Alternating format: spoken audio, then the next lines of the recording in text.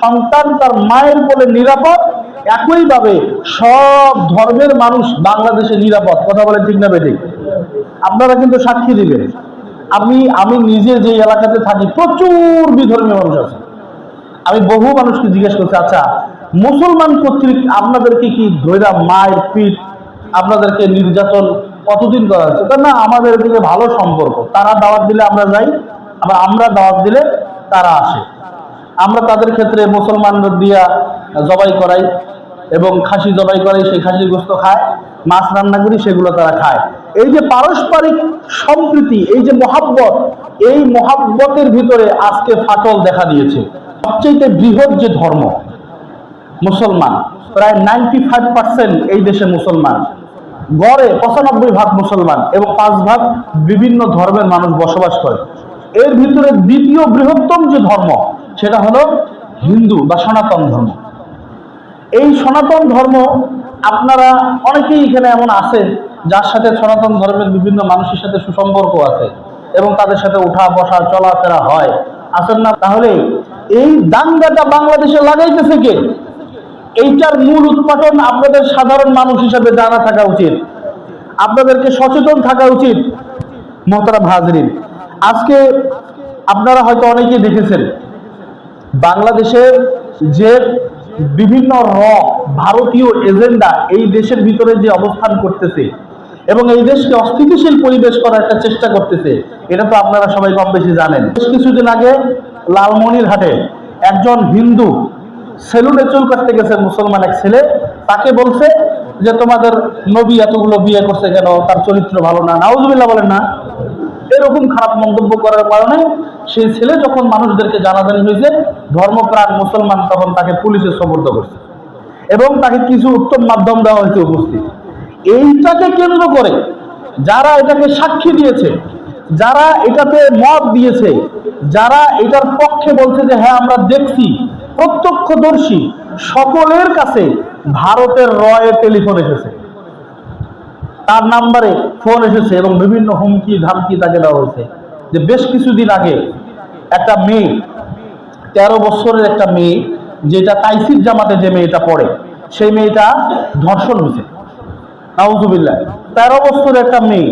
আপনাদের ঘরে যাদের মেয়ে আছে, আপনারা চিন্তা করে দেখেন তো, 13 বছরের একটা মেয়ে কত বড় হয়? অনেক বড় হয়ে যায়। 13 বছরের একটা মেয়ে মাদ্রাসায় পড়ে, একেবারে ইবতেদায়ী শ্রেণীতে পড়ে। সেই 13 বছরের মেয়ে হিন্দু যুবক কর্তৃক ধর্ষণের শিকার হয়েছে। কারণ কি জানেন? এগুলোর কারণ উদ্ঘাটন করতে গিয়া বাংলাদেশ প্রশাসন কোনো এক জায়গায় হাত বাঁধা অবস্থায় আছে।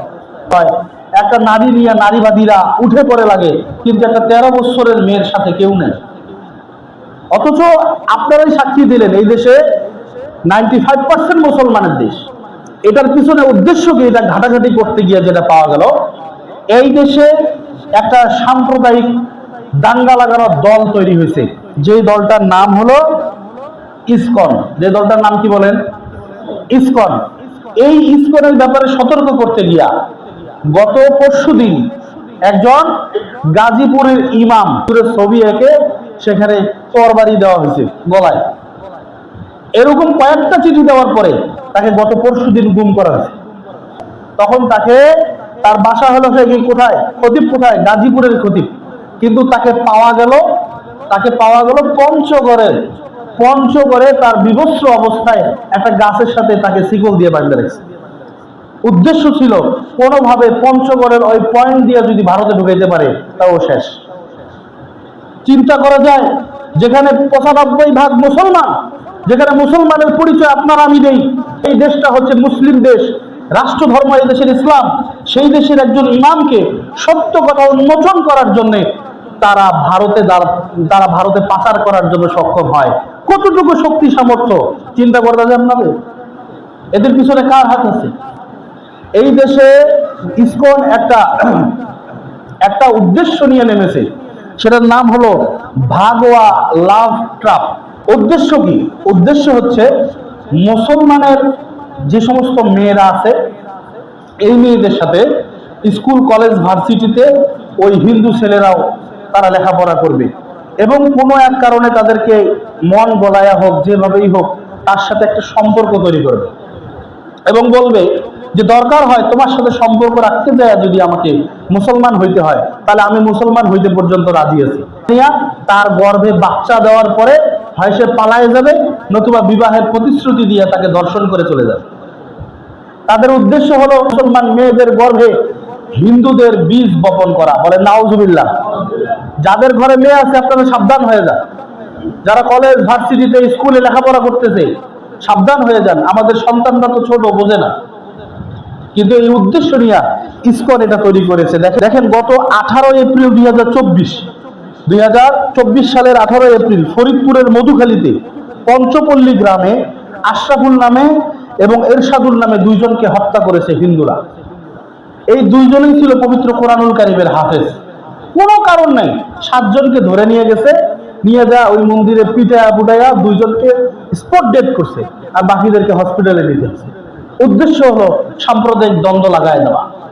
আপনারা আশ্চর্য হবেন, দেখেন এই দেশে 2022 সালের পরিসংখ্যান অনুযায়ী 22 সালের জনশুমারি, এখন তো আদমশুমারি নেই, আপনারা তো খেয়াল করেন না এগুলা, একসময় বলা হয়তো আদমশুমারি। আপনারা আমার সাথে কথা বলিয়ে, আদমশুমারি বলা হয়তো না, কারণ কি আমরা আদম আলাইহিস সালামের সন্তান, এজন্য আদমশুমারি বলা হইতো। কিন্তু কাফের মুশরিকরা চিন্তা করলো আমরা আদমশুমারি নয়, এটাকে আমরা যেহেতু আদমের সন্তান না, এরা হলো বান্দরের সন্তান, আদমশুমারি শব্দটাকে আদম বাদ দিয়া লাগাই দিয়েছে জনশুমারি। এলে তো আপনারা খেয়াল করেন না, আপনারা তো সকাল হলে কামাই বেড়ান, কামাই থেকে আসেন, কিন্তু সাধারণ মুসলমানের ইমানের সচেতনতা এটা অবশ্যই দরকার। আপনার ইমান আছে, কি করবেন ইমান দিয়া? যদি সচেতন না থাকেন ইমান তো চোরে নিয়ে দেবে আপনার। মোহতারাম হাজির, এই যে 2022 সালের যে আদমশুমারি সেই অনুযায়ী 7.95% হিন্দু সম্প্রদায়ের লোক এই দেশে আছে।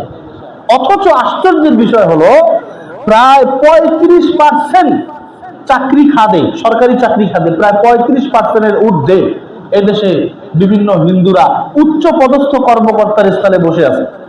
কথা বলেন ঠিক না বেঠে? আপনারা দেখেন নাই? আলহামদুলিল্লাহ আমার সামনে তো অনেক সরকারি কর্মকর্তা আমি দেখতেছি। আমাদের এই ভাই সহ বিভিন্ন জন ভাই সবাই আলহামদুলিল্লাহ সরকারি পদে আছেন, বিভিন্ন জায়গাতে আছেন।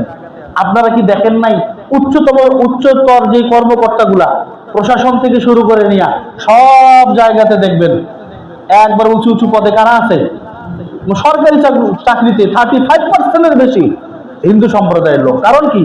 আপনি যেই রায় নিয়ে তাদের কাছে যাবেন, এই রায় উল্টায় যেন দিতে পারে সেই ব্যবস্থা করা হয়েছে। বিগত সরকারের আমলে ভারত থেকে এগুলার মদত দেওয়া হয়েছে। আপনারা সবাই জানেন, এগুলা কম বেশি অনেকেই জানেন, আবার অনেকে এগুলা সম্পর্কে ভাবেনও না। কি হয় হোক, আসি যা আছে কপালে। দেখেন ইসকন এই শব্দটা শাব্দিক অর্থ কি জানেন? International society for Krishna consciousness, এই শব্দটার মূল অর্থ। এবং এটা আপনার 1996 সালে অভয়াচরণ বৃন্দ ভক্ত দেবী স্বামী প্রভুপাদ নামে একজন এই ইসকনটাকে খুলেছিল। আপনারা আশ্চর্য হবেন, ইসকনের মন্দির এই কুড়িগ্রামেতেও আছে। এজন্য এই দেশে দাঙ্গা হাঙ্গা লাগানোর জন্য যারা পায়তারা করতেছে তাদের বিরুদ্ধে কথা বলা কি আমাদের ইমানি দায়িত্ব কিনা? কথা বলেন সবাই, আমাদের ইমানি দায়িত্ব আছে না? করতে দিয়ে কোনো বাপ যদি তার সন্তানের ইজ্জত রক্ষা করতে গিয়ে মরে যায়, এটা কি লজ্জা লাগবে নাকি তার? কোনো ভাই যদি তার বোনের ইজ্জত রক্ষা করতে গিয়া এই পৃথিবীর জমিন থেকে চলে যায়, তাহলে তার লজ্জা লাগার কথা নয়। ঠিক একই ভাবে একজন সচেতন ইমাম হিসাবে তার জীবনের পরোয়া না করে সাধারণ মুসলমানদেরকে সচেতন করতে গিয়ে যদি জীবন দিতে হয়, একটা পরোয়া নেই, একটা করে পরোয়া নেই। আল্লাহ পাক যেন ইমানের সাথে মৃত্যু দান করেন আমাদের সকলে, পড়েন আমিন। আপনাদেরকে অনুরোধ করি আপনারা সচেতন হন। ভাগোয়া লাভটা এটা এত ভাবে চালাইতেছে ভারতের থেকে, যেন এই দেশের মুসলমান মেয়েদেরকে ধর্ষণ করা যায়, যেন ফাঁদে ফালানো যায়। মাঝে মাঝেই দেখি, আশ্চর্য লাগে, খুব কষ্ট লাগে। আপনাদের সন্তানরা আপনারা তো জানেনও না, কিন্তু আমি দেখি মাঝে মাঝে যে হিন্দু ছেলে মুসলমান বোরখা পরা মেয়ে তাদেরকে আপনার হচ্ছে যে বাইকে তারা সফর করতেছে, এবং এই ছবিগুলা সোশ্যাল মিডিয়ার বিভিন্ন গ্রুপ আছে, বিভিন্ন গ্রুপ দল, এখানে লেখা দেখলাম যে আজকে একটা পাইছি এবং এমন একটা শব্দ তারা এখানে উচ্চারণ করছে যেটা অকথ্য, আপনাদের সামনে বলার মতন না। এমন শব্দ লেখে এই মেয়েগুলোকে পাস করা হয় এবং তারা বলে যে এই তাড়াতাড়ি এটার একটা ভিডিও পাঠাও, এই মেয়েটার একটা ভিডিও ফলাও। কি ভিডিও? অবশ্যই বিবস্ত্র ভিডিও। আপনার সন্তান কিভাবে কার সাথে চলাফেরা করতেছে, কোথায় যাইতেছে, এই বিষয়ে আমাদের সচেতন থাকা অবশ্যই একজন বাবা হিসাবে, একজন ভাই হিসাবে, একজন মুসলমান হিসাবে দায়িত্ব। কি দায়িত্ব না বলেন? খালি কি আপনারা সন্তানকে খাওয়াইবেন আর সন্তানকে লেখাপড়ার খরচ দিবেন শেষ? এজন্য আপনাদেরকে আল্লাহ পাক যেন যথাযথভাবে সচেতন হওয়ার তৌফিক দান করে। সকলে পড়েন আমিন।